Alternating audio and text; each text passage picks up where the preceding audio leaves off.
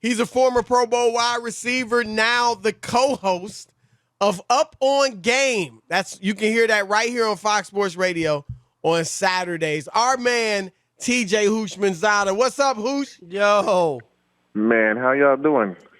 We are great. good, man. We are good. We are looking forward to this conversation. Yes. And I'm going to lay this. You heard, the whole Cam Newton thing with this kid. And we were on Undisputed today, and LeVar Arrington was on with us. And he said, he coaches 7-on-7. I know you coach high school kids too. He was saying this is just how this generation of kids is, and you have to just accept it to kind of try to reach them, and have a positive impact on their life. Look, maybe kids are like this. I don't think we accept it. I think that's a negative. I think we got to teach them better. And I can't see you doing it. Yeah, where you at on this whole thing? Are the kids like this, and how do you handle it? Man, LeVar, lucky I wasn't on the show with him, man. To me, that's an excuse, man. Right. You're giving the kid an excuse. Number one, if kids are like that, Cam Newton is a former first pick, a NFL MVP, a Heisman Trophy winner, national. Yes. Cam Newton is not the average football player, and even still, if it was just an average NFL player, you don't do that. You try to see what nugget you can get from him, and to say that's how they are. Okay, let's say they are. That's bad mentorship. So whoever's mentoring that kid, they need to be slapped because you're leading this kid astray. You don't do that. You go talk to Cam and say, man, I really appreciate you coming out here watching us, man. Thank you. Give me any shit like that. To me, that's what you do.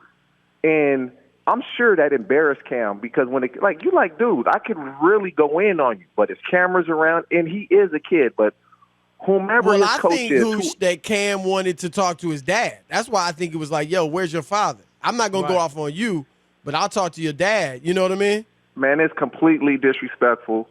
And there's just no other way around it. But it's the mentors in that kid's life, his coaches or his parents, whomever it is, has led him believe that that's okay, and it's not. I'm with you. I just can't imagine that you're at somebody's 7-on-7 tournament and you would talk to them that way. His coach should have stepped in right away. His coach should have stepped in right away. That coach shouldn't even be coaching him anymore if you're going to let that go on that long. Right. I think they would have been. It would have been fine if they had security come and lead that kid out of there. Yep. I would have had no problem with that. No, to let the other kids know never do it again. He would never do it again. Yep. And that's what you have to do is let them know that it just isn't where we should be. Speaking about Cam. What do you think, TJ, he'll be back in the NFL? He did have some quotes where he said, I'm one of the 32 best out there, that basically that I should have a job and I should be back in the NFL. Where are you on Cam and whether or not he has a spot in the NFL? It's hard, man. When you look at what transpired last year for him, to get signed as late as he did, no OTAs, no skill guys that would start on another team. Let's just say what it is. You tell me one guy on the Patriots that's a skilled player that would start on another team in the league. Right. There's not one. And then you go into a system that's Tom Brady's system. I don't know how much they changed. They added the power in the goal line for the quarterback. They've probably added more QB runs in there, but for the most part, it was a foreign system for him with no offseason. And so it made him look bad. He had the Seattle game, fantastic. But he had a lot of bad games. And so I believe there's an opportunity for him to show he's one of 32. But is it a foregone conclusion? Absolutely not. Do you last year before last year's draft, I know you worked with Joe Burrow, and you were one saying that this kid is the truth. You like Joe Burrow a lot. Obviously, you were right on that. Are you going to work with any of the quarterbacks in this year's draft? And even if you aren't, are there ones are you watching them at this point, and do you have opinions on who you really like of the top quarterbacks and who you may not like?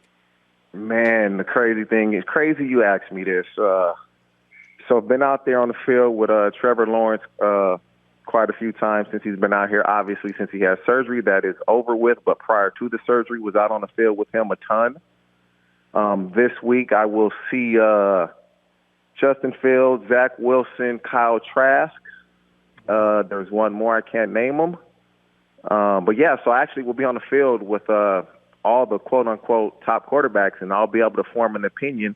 We're actually going to start tomorrow with the guys that I just named, with the Justin Fields, Kyle Wilson, Kyle Trask. But yeah, I've been on the field with Trevor Lawrence quite a few times already. So what's your opinion on Lawrence? Impressed. And the physical talent is there. What impressed me was he's a personable dude, whereas like if he walks up, you're there. He communicates with everybody. He speaks to everyone. He'll have a conversation with everyone. He doesn't walk around like he's better than anybody. He's just a dude in the locker room, so to speak. And I think that is going to be welcoming to his teammates, that he's not carrying himself like I'm that guy, even though he is that guy. That was refreshing to see. But on the field, just communicating with receivers that he doesn't know. That's my fault. I probably should have led you here. Okay, if I see you do this is what I'm expecting. And we're just out here running routes. And so he was communicating with guys and telling them what he's looking at. And so I thought that was pretty good. But the physical talent is a given. What everybody said is there. He's a big kid. He can run. He can sling it. He's going to be the number one pick of the draft. You also, the Jets said that they're going to reevaluate, look at the quarterback, talk to people, and then reevaluate where they are with Sam Darnold. They have the second overall pick. You like Sam Darnold a lot. What would you do if you were the Jetropolitans? Well, get back to me in about 2 to 3 weeks once I see these other quarterbacks on the field, Right. and I'll be able to give you an honest assessment. But I'm a fan of Sam Darnold. Right, that's Sam what I Darnold thought. Right. Sam Darnold can play football, and the same thing that I said about Cam Newton applies to Sam Darnold.